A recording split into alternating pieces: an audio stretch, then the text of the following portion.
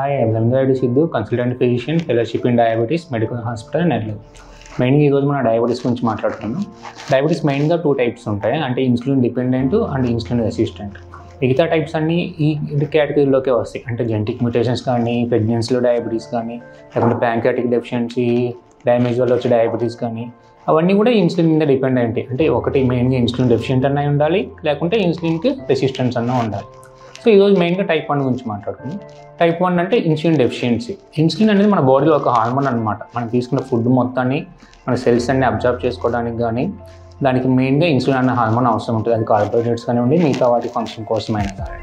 ఇది మనకి బాడీలో డెఫిషియన్సీ ఉండడం వల్ల టైప్ 1 డయాబెటీస్ ఉంటుంది. సో మనకి దీని మెయిన్ ట్రీట్మెంట్ ఇన్సులిన్ ఇవ్వడం అనమాట.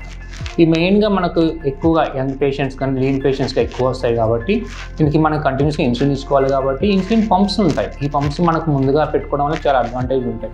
ఈ ఇన్సులిన్ పంప్స్ ఏమవుతుందంటే చాలా వరకు కొంచెం ఇంకా టెక్నాలజీ అడ్వాన్స్ అయినప్పుడు అవే కంటిన్యూస్గా గ్లూకోజ్ మానిటర్ చేసుకుంటూ మనకి ఎంత ఇన్సులిన్ ఇవ్వాల్సి ఉంటుందో అలా పంప్స్ డెలివరీ చేస్తూ ఉంటాయి.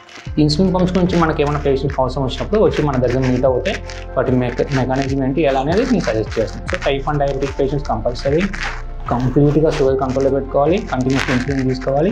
వాళ్ళు ఏమైనా అవసరం ఉంటే మనం వచ్చి కాంటాక్ట్ అవ్వండి, మేము అడ్వైజ్ చేస్తాము.